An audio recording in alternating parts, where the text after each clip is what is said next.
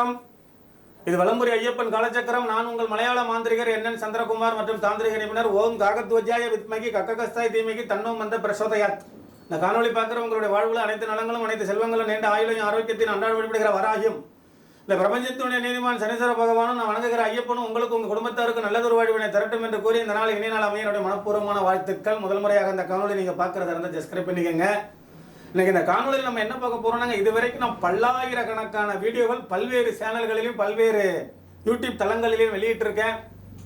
எல்லாரும் கேட்டது என்னன்னு கேட்டீங்கன்னா, வீட்டில் நிம்மதி இருக்கணும், மகிழ்ச்சி இருக்கணும் சாமி, அதுக்கு ஏதேனும் பரிகாரம் இருக்கா, அதுக்கு ஏதேனும் தாந்திரிக முறைகள் இருக்கான்னு கேட்டேன்.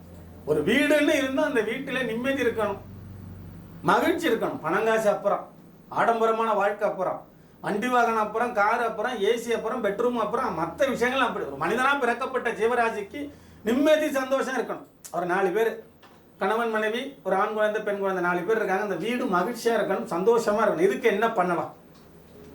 செவ்வாய்க்கிழமை. இந்த செவ்வாய் யாருக்கு உகந்தது? செவ்வாய் கிரகத்துக்கு உகந்தது. அந்த செவ்வாய் கிரகம் யாரு?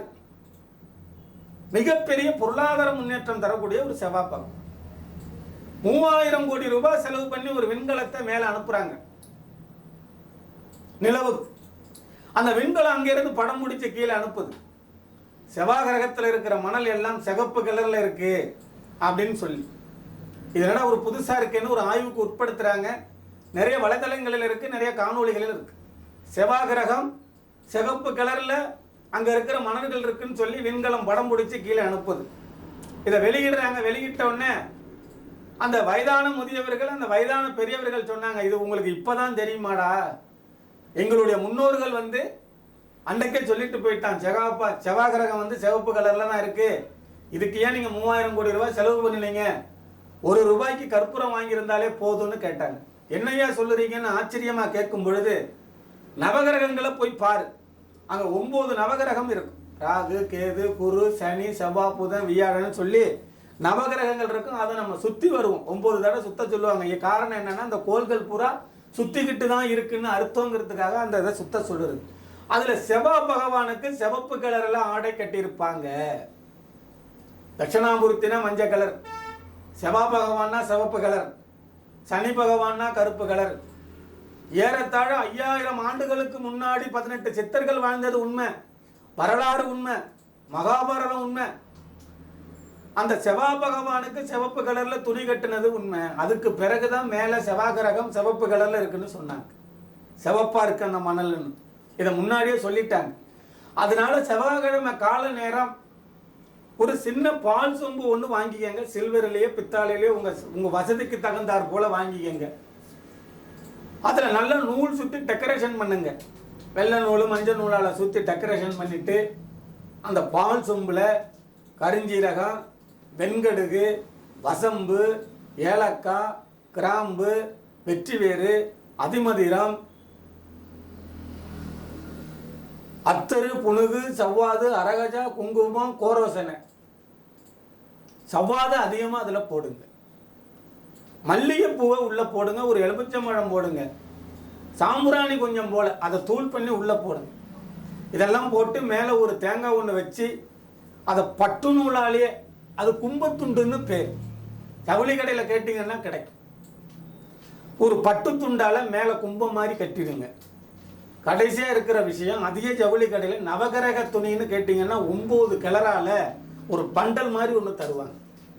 அந்த பண்டலை வாங்கிக்கிட்டு அவுத்து ஒன்று மேலே ஒன்று, ஒன்று மேலே ஒன்று, ஒன்று மேலே ஒன்று வச்சு, அது மேலே இந்த கும்பத்தை தூக்கி வச்சு உங்கள் பூஜை அறையில் அது மேலே இந்த கும்பத்தை தூக்கி வச்சு, ஒரிஜினல் சந்தனம், ஒரிஜினல் தாழம்பு குங்குமம் ரெண்டையும் ஒன்றா மிக்ஸ் பண்ணி உங்கள் குலதெய்வத்தினுடைய பேரை அங்கே நாமமாக நீங்கள் உச்சரிக்கலாம். உதாரணத்துக்கு ஐயனார், ஐயனாரே நமக, ஐயனாரை போற்றி, வாராகியை போற்றி, ஐயப்பனை போற்றி, முருகனை போற்றி, ஏழுமலையானை போற்றி, ஆஞ்சநேயரை போற்றி.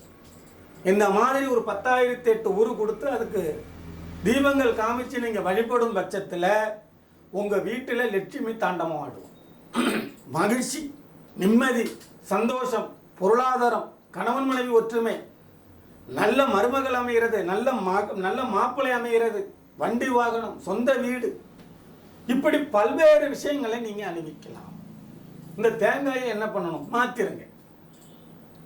ஒரு வாரம் வைக்கலாம், மறு தேங்காய் வைக்கணும். இந்த தேங்காயை நீங்கள் உடைக்கலாம், இல்லை அது மேலே ஒரு சூடனை வச்சு வீட்டில் சுற்றி போட்டு வாசலில் உடைக்கலாம், குழம்புக்கு பயன்படுத்தலாம்.